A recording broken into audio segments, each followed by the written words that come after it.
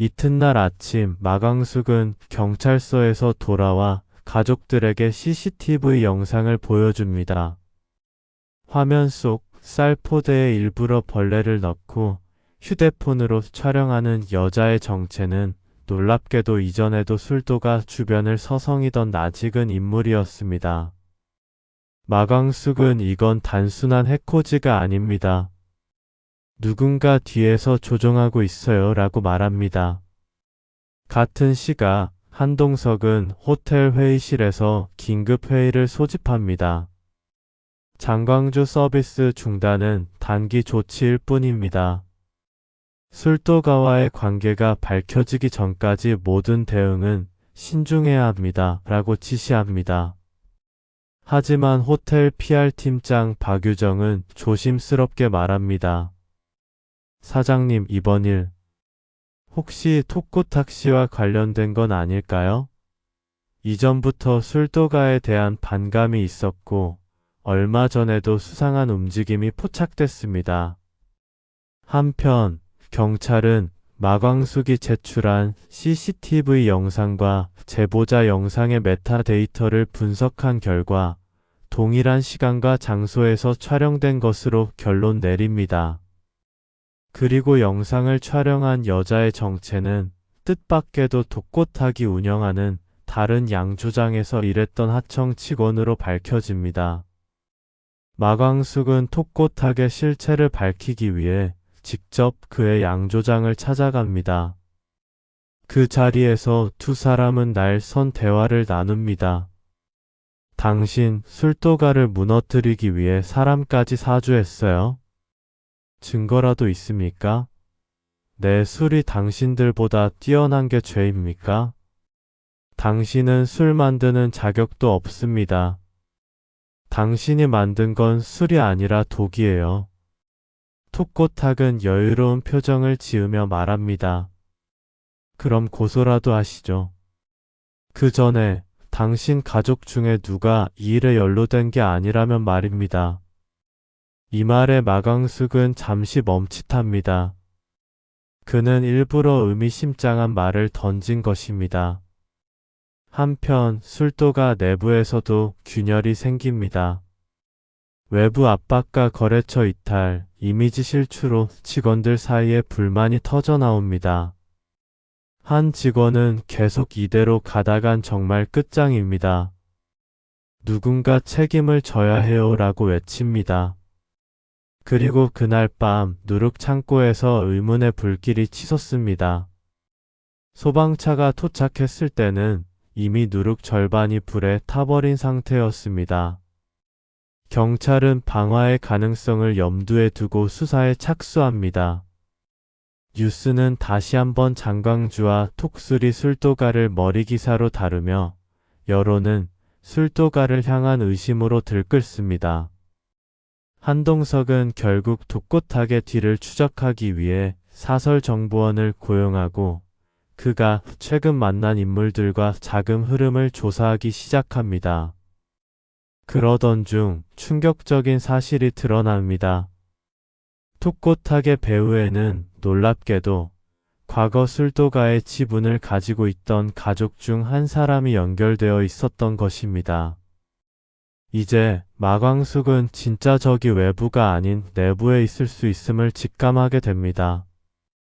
우리 중 누군가 이 집안의 숨통을 조이고 있었다면? 긴장감은 최고조에 달하고 술도가의 진짜 위기는 이제부터 시작됩니다. 그날 밤 경찰서에서 돌아온 마광숙은 한 장의 서류를 펼쳐놓습니다. 누룩창고 화재의 발화 지점을 기록한 감식 결과입니다. 결과는 명백히 방화였고 사용된 인화 물질은 외부에서 반입된 것으로 확인됩니다. 마광숙은 이를 가족들에게 보여주며 말합니다. 이건 안에서 일어난 우연이 아니에요. 누가 들어와서 일부러 불을 지른 겁니다. 이 말을 들은 장남 장영호는 말없이 자리를 팍 차고 일어납니다. 몇 년 전 사업 실패로 집안에서 소외받아왔던 그는 이번 사태 이후 자신을 향한 의심의 시선을 강하게 느끼고 있었습니다. 밤늦게 그는 혼자 술도가 창고로 향하고 CCTV 앞에 선 채 말합니다. 내가 아니라는 걸 보여주고 싶었습니다. 이제는 나도 증거가 필요해요. 다음 날 경찰은 방화를 사주한 인물이 제보 영상을 보낸 여자와 통화를 했던 흔적을 확보합니다. 그녀의 통화 목록에는 독고탁뿐 아니라 뜻밖의 이름 하나가 더 올라 있습니다. 바로 술도가의 전직 직원인 김성배입니다. 김성배는 몇 달 전 누룩 배합 문제로 마광숙과 다툰 뒤 돌연 퇴사한 인물이었습니다. 경찰은 김성배의 행방을 쫓지만 그는 이미 며칠 전 지방으로 잠적한 상태입니다. 한편 톡고탁은 이 모든 혼란 속에서 조용히 기자들과 접촉하며 술도가에 대한 부정적인 추가 정보를 흘립니다. 원래 저기 세금도 제대로 안 냈습니다. 누룩에 뭐 들어가는지도 제대로 모르는 사람들입니다. 언론은 다시 술도가를 겨냥한 보도를 이어가고 한동석은 호텔 측의 이미지까지 타격을 입는 상황에 직면합니다. 그는 PR팀과 법무팀을 불러 회의를 엽니다. 이대로 두면 호텔도 같이 무너집니다. 술도가와의 제휴, 재검토해야 할 수도 있어요. 그 사이 마광숙은 혼자 김성배의 옛 자취방을 찾아갑니다. 방은 이미 정리된 상태였지만 구석진 서랍에서 한 통의 메모리 카드가 발견됩니다. 메모리 카드에는 누룩 창고 내부를 촬영한 영상과 함께 김성배가 남긴 음성 녹음이 담겨 있었습니다. 내가 이런 일까지 할 줄은 몰랐다. 근데 그 사람은 날 선택했어. 돈도 줬고 그동안 당한 만큼 갚을 기회라고 했지.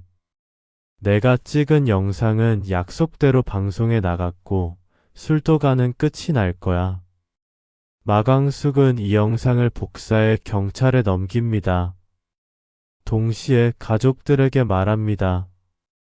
이제 우리가 해야 할 일은 가만히 기다리는 게 아닙니다. 끝까지 누가 이 집안을 무너뜨리려 했는지 밝혀야 해요. 이후 한동석은 조용히 톡고탁의 뒤를 밟기 시작합니다. 한동석의 정보원은 독고탁이 최근 거액의 자금을 받은 정황을 확인합니다. 송금이는 뜻밖에도 술도가와 오래전 인연이 있었던 어느 재력가의 이름입니다. 이 인물은 과거 술도가 지분을 잠시 보유했다가 내쫓긴 적이 있었으며 그 이후 업계에서 사라진 인물이었습니다. 동시에 술도가 내부에서는 또 다른 균열이 생깁니다. 장영우의 아내가 비밀리에 독고탁 측과 접촉한 사실이 드러납니다. 그녀는 남편을 위해 독고탁 측에 정보를 넘기고 있었습니다. 가족들 사이에 침묵이 흐르고 마광숙은 말합니다. 이제 정말 누가 우리 편인지 모르겠구나. 이 와중에 경찰은 결정적인 증거 하나를 확보합니다.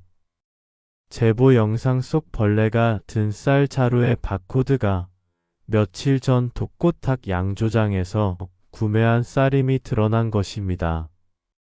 이제 경찰의 수사 방향은 완전히 독고탁에게로 향하게 되고 그는 궁지에 몰리게 됩니다.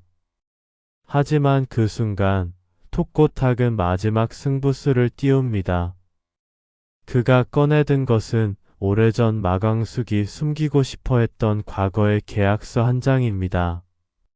이걸 공개하면 술도가가 진짜 무너질 수도 있습니다.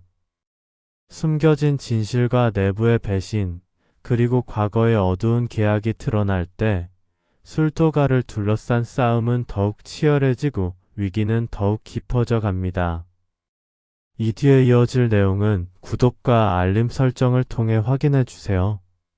좋아요는 드라마 영상 제작에 큰 힘이 됩니다.